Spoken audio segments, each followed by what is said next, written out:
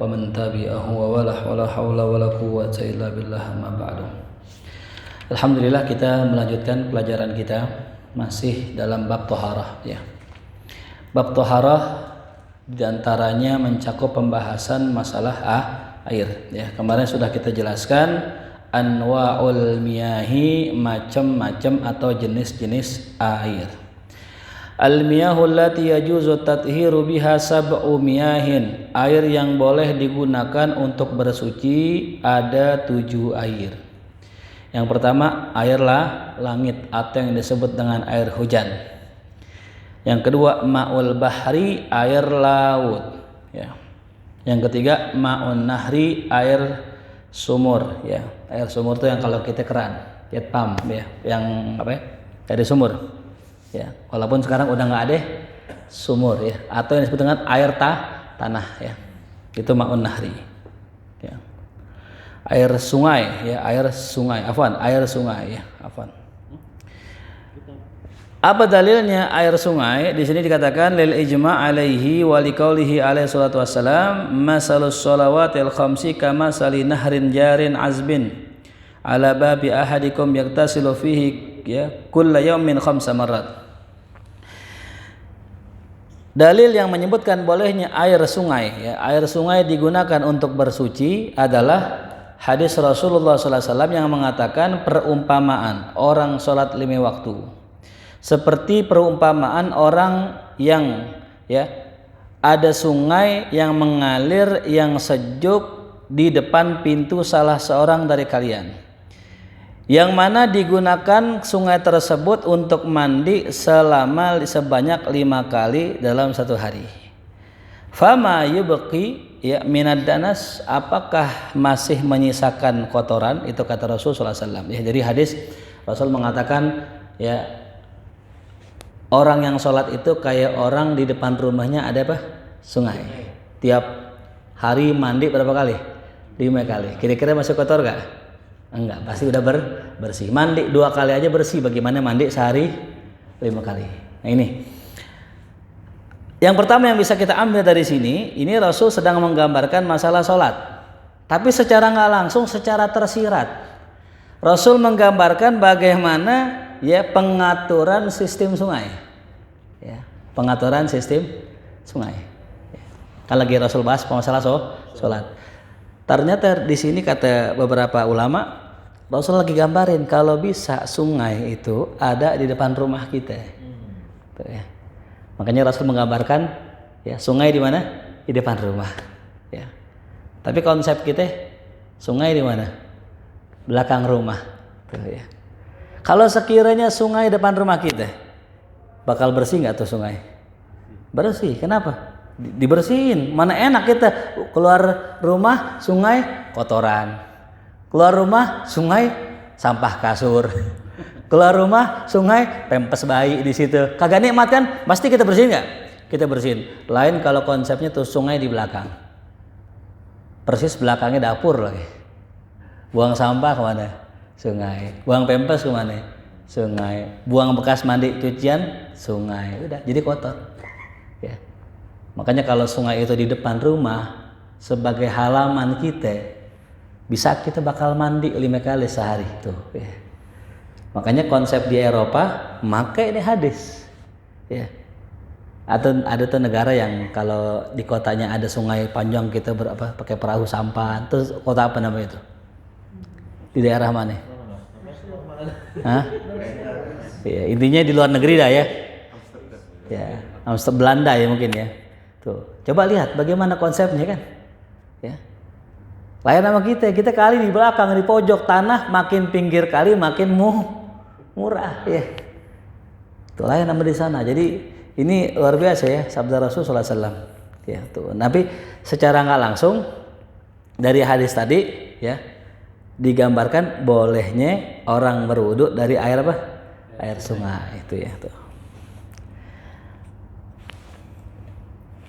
Kemudian waliqaulihi alaihi salatu wasalam, dalil air sungai dipakai buat wudu. Lamma marra bis Sa'ad, ketika Rasul melewati Sa'ad, wa huwa yatawadda, beliau sedang wudu, Rasul bertanya, ma hadzal israf ya Sa'ad, Ya, ya saat kenapa ente buang-buang air? Israf.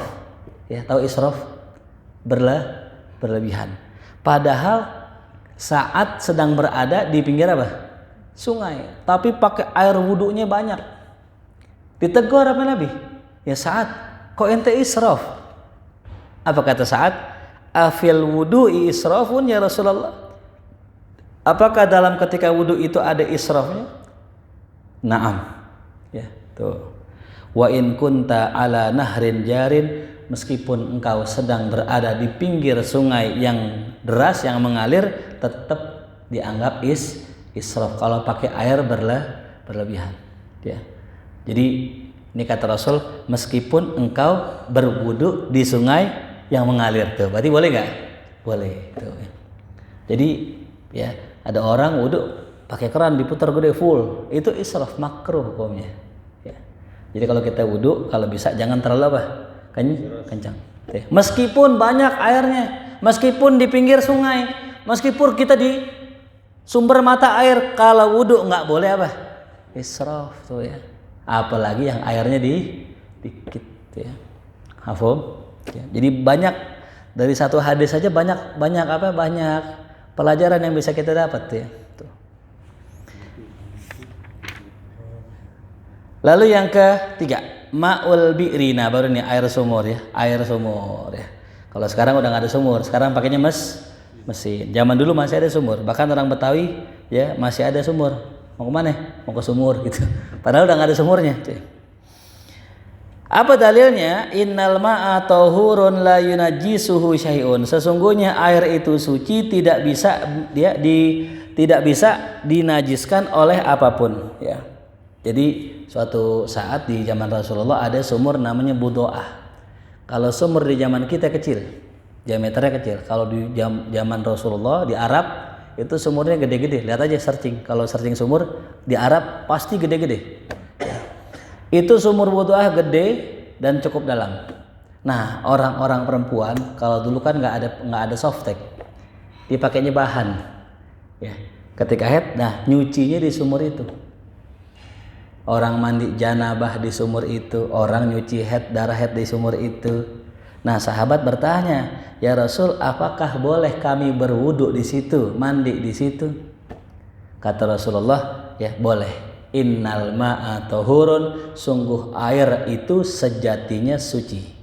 La yunajjisuhu syai'un, tidak bisa ternajisi dengan apapun. Nah, Rasul sedang ngomong air apa nih? Air sumur Budoah. Air sumur gede kita banyak? Banyak. Lebih dari 2 kula apa kurang dari 2 kula?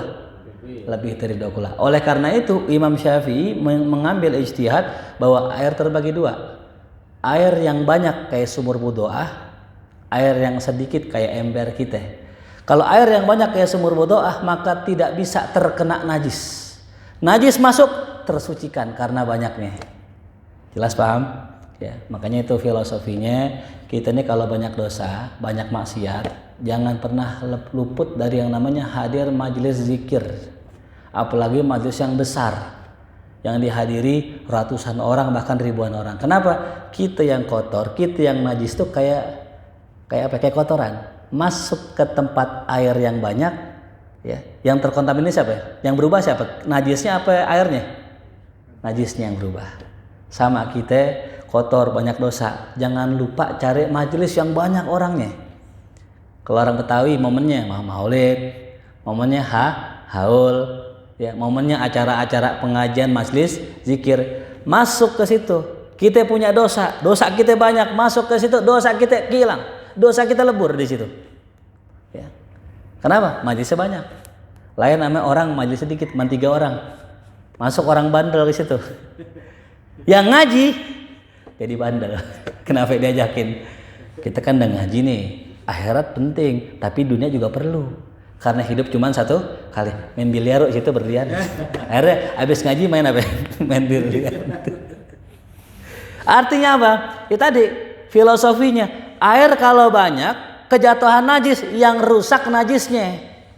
Tapi kalau air sedikit terkena najis, yang rusak airnya. Maka jadilah kita orang yang seperti air 2 kula.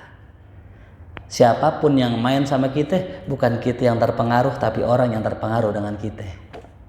Ya. Jelas paham? Kita kira-kira air apa nih Bang Ijal gitu nih? Kira-kira nih kita nih tipikalnya air apa ya? Kan masing-masing orang ada takarannya. Iya. Orang main sama saya, nongkrong sama saya. Ya. Mau nggak mau ngomongin agama, mau nggak mau paling minimal nanya, Ustadz saya mau nanya. Padahal mah nggak pernah nanya agama, ngaji kagak, taklim kagak. Tapi kalau duduk sama saya, mau nggak mau nanya agama. Kalau nggak kita ajak ziarah. Ngapain lo? Ayo ziarah. Yang tadinya minum, mabok mungkin main sama saya jadi ziarah. Karena air lebih dari 2 kula. Nah sekarang kita nih apa? Kita harus kenal nih diri kita nih. Ya, kita 2 kula apa kurang dari 2 kula nih? Nah.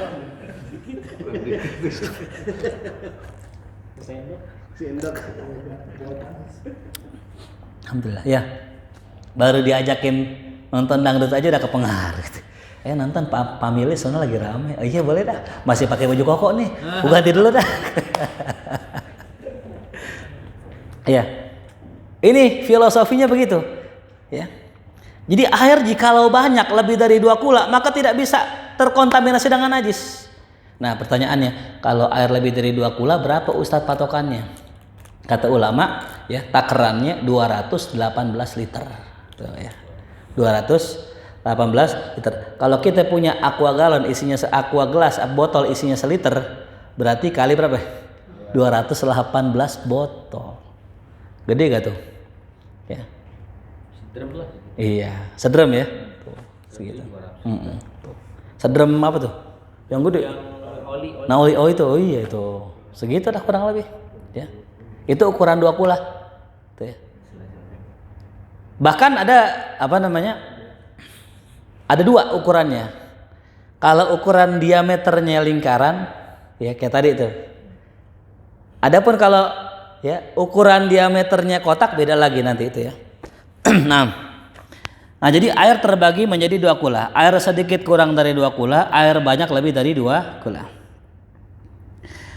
Kemudian mata air, maul ain. Ya, ini juga sama termasuk air yang dapat digunakan untuk bersuci. Ya. Cuma kalau mata air adanya di mana? Di gunung. Ya. Wa ma'u salji, begitupun air salju. Nah ini yang mungkin kalau yang pernah ke luar negeri atau mungkin pengen berangkat ke luar negeri ketemu salju, sekali-kali cobain. Ya, wudhu pakai apa? Cuman jangan salah ya. Kalau wudhu pakai air salju bukan salju ditimplakin ke muka kita, bukan. Mandi junub guling-guling di salju, bukan juga. Tapi caranya adalah kita ambil saljunya, kita taruh ember, nanti biarkan dia cair. Tuh ya. Jadi caranya diapain dulu? Dicairin dulu. Udah cair baru wudhu. Jangan kumur-kumur pakai salju. Sekalian pakai sirup tuh masuk itu. Manis. Iya. Ya. Begitupun ma'ul barat. Nah, makna ma'ul barat di sini adalah air es ya. Air es yang jatuh dari langit. Kadang-kadang kan ada tuh kan. Hujan apa? Hujan es. Nah, itu ma'ul barat namanya tuh ya. Nah, itulah 7 air yang bisa dipakai buat wudu. Nah, istilah nama lainnya namanya ma'ul mutlak. Air apa? Mutlak. Gitu. Air pertama, air hujan, air laut, air sungai, air sumur, mata air, air salju, air es dari langit itu ya. Itu 7 air. Kemudian al-miyahu ala arba'ati aksamin, air terbagi menjadi 4 dari segi kegunaannya. Ya. Dari segi kegunaannya. Apa yang pertama? Tahirun mutahhirun ghairu makruhin isti'maluh. Air yang suci, mensucikan, tidak makruh digunakannya. Ya, suci, mensucikan. Ya. Semalam kita diskusi ngobrol tuh ya masalah air suci mensucikan. Ada kalimat begini, air itu kalau sudah mensucikan ya kenapa sih ada suci mensucikan? Padahal kalau sudah mensucikan sudah pasti suci gitu ya. Bener gak? Sesuatu kalau sudah mensucikan udah pasti suci. Tapi ada juga sesuatu yang mensucikan tapi nggak suci. Apa contohnya? Contohnya batu. Contohnya kotoran ya hewan yang sudah kering. Ya, kotoran hewan yang sudah kering. Sampai-sampai keringnya itu seperti batu. Ya. Orang istinja, ya, pengen istinja pakai apa tuh? Pakai batu. Adanya tuh kotoran, sah nggak tuh? Sah. Karena bisa mengangkat najis. Ya. Jadi ada contoh tidak suci tapi mensucikan. Tapi bukan air jenisnya, bukan air ya. Kalau air harus suci mensucikan ya. Nah, ini namanya air mutlak. Tuh ya, air mutlak ya. Apa sih mutlak? Dalam bahasa Arab air mutlak itu air yang bebas. Mutlak itu bebas. Air yang tidak punya embel-embel itu namanya air mutlak. Contoh, nggak ada campuran, nggak ada embel-embel. Contoh, air kita masukin kopi jadi apa? Air kopi, ada kopinya. Air saya masukin teh jadi apa? Air teh. Air saya masukin gula jadi apa? Udah bukan mutlak lagi udah. Boleh nggak wudhu pakai air kopi? Nggak boleh. Kopi suci nggak? Tapi tidak. Kenapa tidak mensucikan? Karena sudah kecampuran ya benda-benda yang lain itu ya. Jelas paham ya? Jadi air mutlak itu air yang nggak ada embel-embelnya. Ustadz ada tuh. Kalau kita masukin air ke ember namanya air apa? Air ember. Berarti air ember itu bukan mutlak dong, kan ada air ember. Terus kalau ember itu saya masukin ke kolam jadi air apa? Air kolam. Apakah itu embel-embelnya bisa mempengaruhi air? Jawabannya enggak. Karena embel-embel ya yang ada pada air ember, air kolam itu embel-embel tempat. Ya. Jadi kalau air itu dinamai dengan tempatnya maka tidak berpengaruh. Contoh, saya taruh air nih di gelas, jadinya air apa? Gara-gara apa? Kenapa namanya air gelas? Karena wadahnya gelas. Saya taruh airnya di kolam, jadi apa? Air kolam. Kenapa namanya air kolam? Karena kalau berubah nama gara-gara tempat nggak apa-apa. Jelas paham? Tapi kalau saya taruh kopi, saya bikin kopi, seduh kopi. Dari gelas saya taruh ember, air apa itu? Air kopi. Saya taruh kolam, tetap apa? Air kopi. Saya taruh piring, tetap berubah nggak? Nggak berubah. Namanya bukan air mutlak. Ya, jelas paham sampai sini? Ya. Jadi yang disebut air mutlak itu air yang tidak ada embel-embelnya, tuh ya. Nah inilah ya yang dipakai tadi yang kita bahas 7 tadi itu disebutkan dengan air mutlak. Yang kedua tahir mutahhir, suci mensucikan tapi makruhun isti'maluh, makruh menggunakannya ya. Jadi ada yang makruh, ada yang tidak makruh ya. Apa itu air yang dianggap makruh walaupun suci mensucikan? Namanya air musyammas ya. Musyammas. Apa tuh air musyammas? Air yang terkena sinar matahari. Ya tuh. Kalau air toren itu kan. Nah, iya. Benar. Jadi kalau pertanyaannya kalau air toren gimana? Air toren tidak disebut musyammas. Kenapa? Satu syarat musyammas. Dia harus ada di iklim yang panas. Kita Indonesia iklimnya apa? Tropis. Di Arab, di Yaman, Saudi baru ada tuh musyammas. Karena panasnya bisa berapa? 50 bisa ya. Di Arab bisa nggak 50? Bisa. Kalau kita paling tinggi berapa sini? Nah, tadi berapa tadi? Tadi siang yang panas waktu tadi siang ya? 37. Nggak nyampe. Gocap. Di Arab gocap. Yang pertama syaratnya bukan di iklim tropis. Yang kedua syarat air musyammas ditempatkan di wadah yang terbuat dari besi atau timah. Ya. Apa itu? Toren yang pakai besi. Iya. Yang kedua harus ya di toren yang besi atau timah. Maka kalau yang pakai plastik nggak masuk. Ya. Yang satu, kita negara panas bukan? Bukan, tropis, nggak kena, udah aman. Ya. Tuh. Apalagi toren kita apa tuh? Plastik. Tuh ya. Yang ketiga, dia mengeluarkan sejenis minyak ya, yang berbau busuk. Minyak yang berbau busuk. Ada nggak toren kita begitu? Enggak, aman. Ya. Lalu yang terakhir, air musyammas ini makruh bukan secara hukum tapi secara kedokteran, ilmu medis. karena nanti dampaknya menjadi belang muka kita, ya, penyakit belang atau bahasa Arabnya baros, ya tuh. Nah, sekarang udah pakai berapa lama toren? Lama kan? Belang nggak? Enggak, mentangan doang. Ini mah Gojek tuh. Ya. Tangan hitam, sini putih. Itu Gojek tuh. Tiap hari keluar tuh. Itu bukan pertanda apa tuh. Jadi kalau pengen nyari calon mantu, ya datang ke rumah kita. Kita punya anak perawan nih, datang orang lamar, lihat tangannya. Tuh. Kalau tangannya beda antara telapak dengan pergelangan tangan sini, berarti itu di Shopee gitu. Aneh kerja di kantor pak, bohong itu bohong tuh. Coba tangan ente lihat, kan bener kan hitam tuh, berarti bukan kerja di kantor. Kalau kerja di kantor sama kayak Bang Ijal tuh, masya Allah, Pak Imam tuh, mukanya bercahaya tuh, masya Allah tuh. Ya, kalau orang kerja di lapangan emang begitu dah, ya. Tapi di sini juga ada yang lapangan ada ya? Hah? Ijal juga. Tapi enggak, aman ya. Tuh. Jelas ya. Jadi musamas itu makruh secara kedokteran, tidak makruh secara dalil. Gitu ya. Makanya Imam Nawawi mengatakan hadis yang menyatakan bahwa air itu musamas itu hadisnya dhaif ya, lemah. Gitu ya. Makanya kalau ngomongin bab air musamas di kita nggak ada dah gitu ya. Bukan pembahasan kita.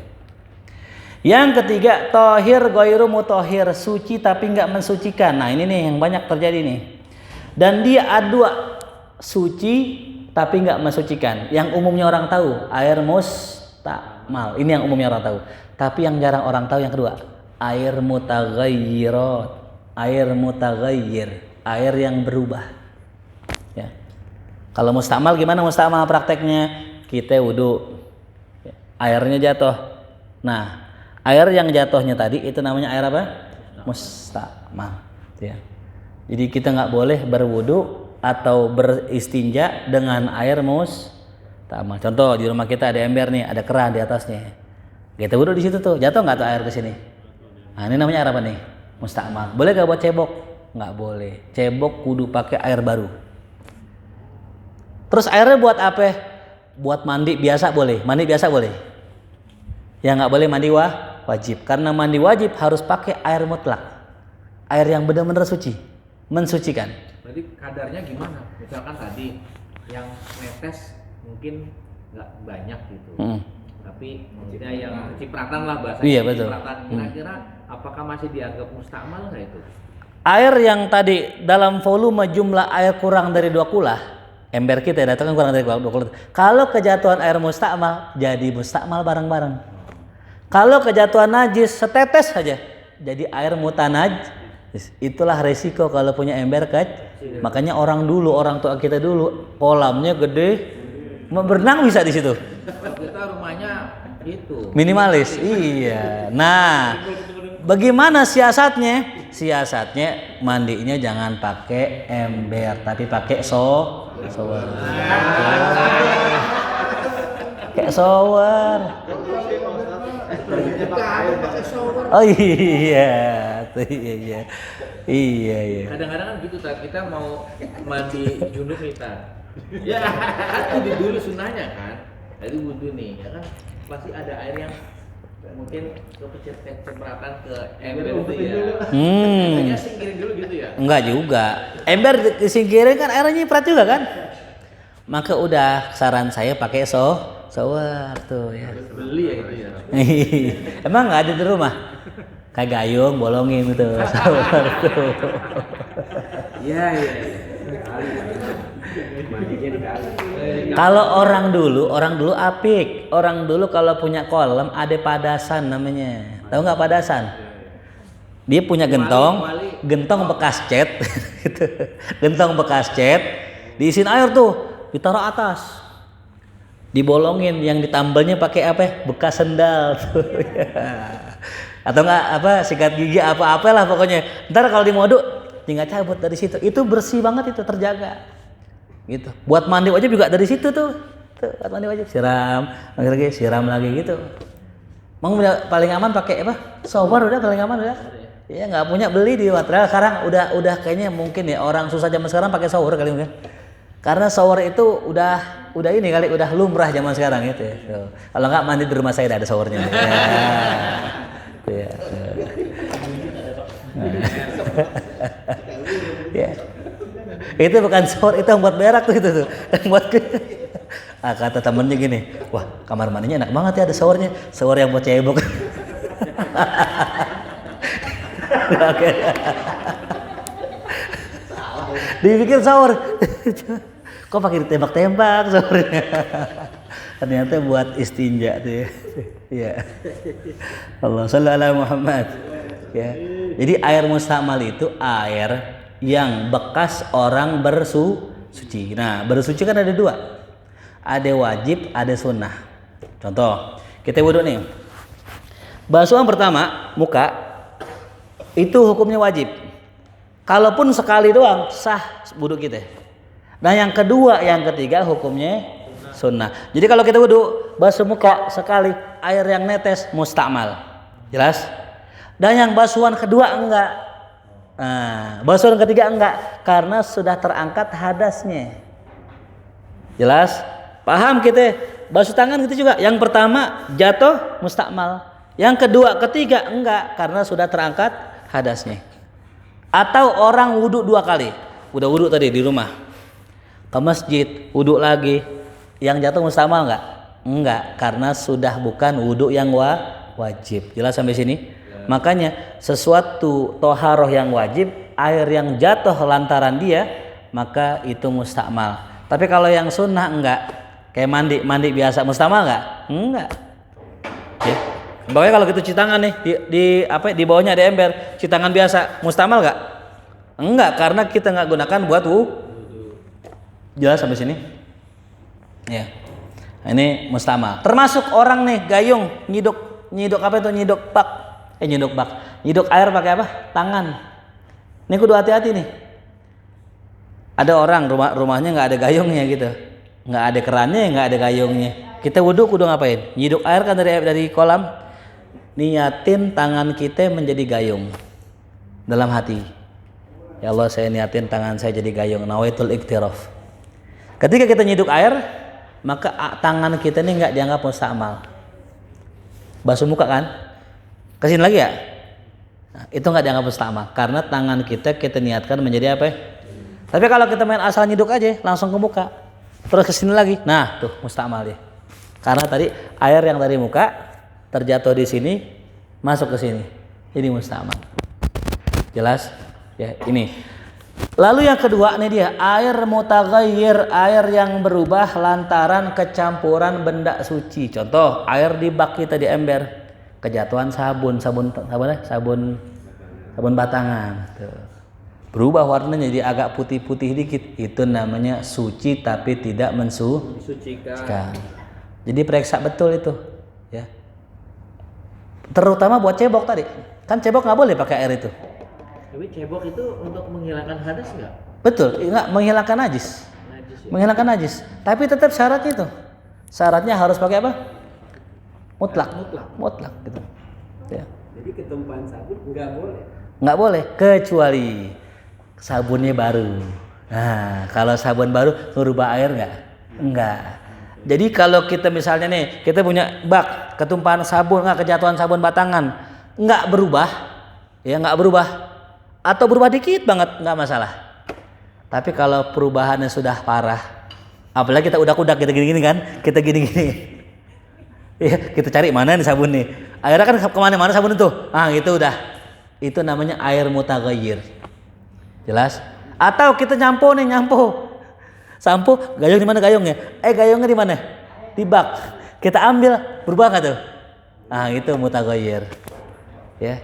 Jadi nggak mesti sabun doang, sampo kayak bekas sampo kayak kita nyiram terus samponya ke situ dan airnya berubah, maka sudah suci tapi tidak Dia disamakan sama kopi, ya. Sama tuh? Sama kopi. Suci tapi nggak mensucikan, gitu ya. Nah ini yang paling pentingnya tadi. Buat istinja yang penting sih. Sekarang gini dah, orang cebok kalau nggak bersih, ya itu bisa masuk ke dalam kategori orang yang dapat siksa kubur. Dalam riwayat suatu hari Rasul sedang lewat melintasi kuburan bersama sahabatnya, tiba-tiba Rasul dengar suara teriakan dari dalam kubur. Sahabat mendengar itu. Kata sahabat, suara siapa ya Rasulullah? itu suara orang yang semasa di dunia ceboknya nggak bersih.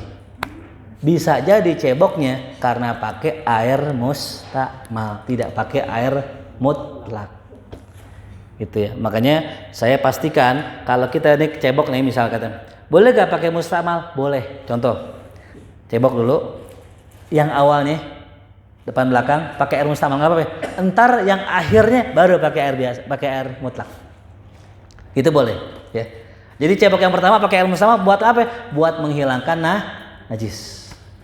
Yang terakhir pakai air mutlak apa? Buat menghilangkan kotoran najisnya itu. Jadi ainun najasanya sudah hilang, disucikan dengan air mutlak baru bersih. Jelas paham ya? Kalau terbalik gimana? Boleh, sah saja. Cuman kalau dengan syarat yang pertama pas air mutlak hilang. Kalau pas air mutlak nggak hilang nggak sah. Kayak mandi besar gitu kan? Kan yang pertama yang mencucikan kan air yang semua kena sama yang pertama kena semua kan? Iya. Yang keduanya kita nggak tahu bahwa yang kita ambil itu sudah jadi Mustakmal. Gitu. Itu nggak masalah. Nggak masalah. Maka tata cara mandi wajib yang benar pakai air mutlak dulu. Jangan sabunan dulu nih, air mutlak semua. Rapiin semua sela-sela, udah rapi, udah sesuai dengan wajib dan sunnahnya, udah baru mandi biasa, sabunan gitu. Kenapa? Kalau kita pakai sabun dulu, nanti air mutlak yang ke badan kita berubah gara-gara sabun. Ya. Ini sebagai contoh misal orang pengen wudhu, tapi dia pakai pons dulu, pakai sabun muka, udah putih mukanya kan gitu ya. Dia ambil wudhu gini, ambil wudhu, nawaitul wudhu, sah nggak wudhunya? Kenapa? Air mutlak yang tadi berubah ketika sampai ke wajahnya. Termasuknya air apa tuh? Mutaghayyir. Bukan air suci lagi. Di mana berubahnya? Pas sampai ke muka. Makanya kalau pengen pakai pembersih muka, ngapain dulu? Wudhu dulu. Wudhu rapi semua, baru taruh air ke muka, aman. Gitu ya. Baru pakai sabun, aman gitu ya. Jelas ya. Jadi kalau kita pengen pakai sabun muka, wudhu dulu baru pakai sabun muka gitu ya. Biar nggak terjadi air mutaghayyir. Ya, termasuk air kaporit. Nah, ini sebagian khilaf ulama nih air kaporit. Atau air biasanya di apartemen, atau gedung-gedung itu kadang-kadang kan daur ulang gitu tadi. Nah, itu.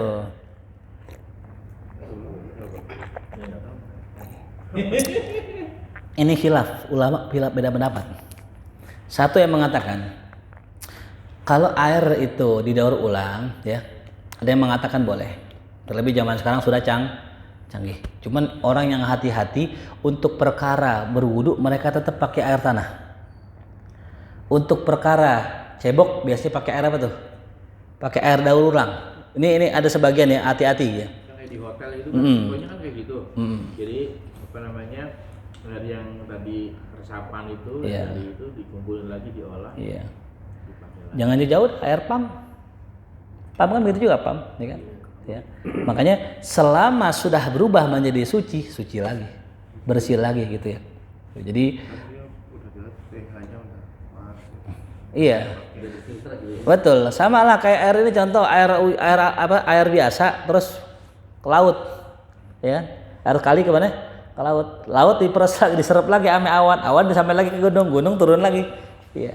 Selama sudah berubah zatnya, warnanya, baunya dan sifatnya, maka sudah menjadi suci.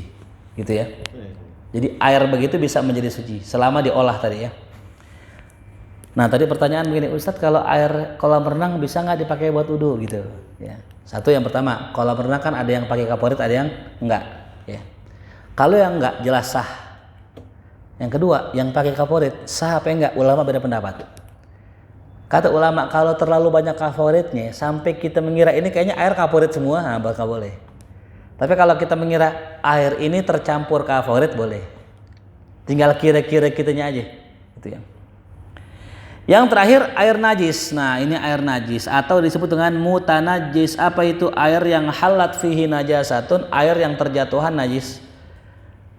Air segini ya, kurang 2 kula, ini segini nih, kejatuhan status najis, maka seluruhnya jadi najis, namanya air mutanajis. Dan air tersebut pasti kurang dari 2 kula atau lebih dari 2 kula, fataghayyar tapi berubah ya. Ini air banyak sekolah berenang. Sekolah berenang pasti lebih dari 2 kula. Ada orang kencing. Ya, ini dia pasti pernah ngalamin ya. Kira-kira kalau kencing di kolam ya. Nah, kira-kira tuh kolam jadi najis gak? Enggak. Ya, karena air itu asalnya suci, innal ma'a tahurun tadi ya. Sebagaimana sumur budoah tadi yang diceritain sama Nabi tadi. Air segitu banyaknya, kencing nih satu orang kagak merusak air. Kenapa? Air banyak. Itu. Kecuali yang kencing 20 orang gitu ya. Tapi belum kita tes juga sih. Belum ada penelitian gitu orang kencing abik ada danau lagi, danau gedean lagi. Karena kan tempat pembuangan kotoran juga. Iya, bener sama. Sumur budoah sama tadi. Cuman gede karena banyak, gede nggak masalah. Cuman nih syaratnya nih air banyak tadi sekolah renang itu bisa dipakai wudhu dan tak terkontaminasi dengan syarat dia bisa berubah kalau berubah 3 sifatnya. Tuh. Kan air kolam kan tadi yang kolam gede kan nggak bakal najis tuh, meskipun dikencingin. Tapi dengan syarat kalau dikencingin terus berubah 3 warna, bau, rasa, maka najis. Tuh. Berarti kalaupun air danau itu berbau jadi nggak bisa ya. Baunya tapi baunya bau apa nih? Nah, ini kata ulama diperinciin lagi. Air sungai ya, bisa nggak buat wudhu? Kalau kita cium ada baunya nggak? Ada. Bau apaan? Bau tanah, bau lumut ya. Kalau bau yang mesti atau umum ada pada air tersebut maka nggak masalah. Contoh sungai bau lumut, ya kan? Sungai bau tanah, misalnya ada orang ngobok-ngobok tanah kan agak keruh tuh, itu nggak jadi masalah karena baunya memang mesti. Kecuali bau yang nggak lazim, contoh limbah, kotoran, ya kan, baunya nggak lazim kayak danau. Bau danau wajar nggak? Wajar. Tapi kalau sudah baunya bau yang nggak lazim, yang nggak wajar, ya itu, ya. Jelas paham? Jadi air danau bisa kita pakai buat wudhu dengan syarat tadi baunya masih normal, tuh. Masih bau tanah, bau lumut. Tapi kalau udah bau sampah, lain ceritanya. Ya, ada gak danau bau sampah? Ya, setu gitu tuh ya. Tuh. Nah, jadi tadi ya, air yang lebih dari 2 kula, kalaupun kejatuhan najis bisa menjadi najis dengan syarat adanya perubahan, tuh ya. Wallahu a'lam bishawab. Sampai sini dah tuh ya. Tuh. Ini ilmu masalah air ya, sedikit cuman ya insyaallah bermanfaat. Ada yang mau nanya? Fadhal. Khalas.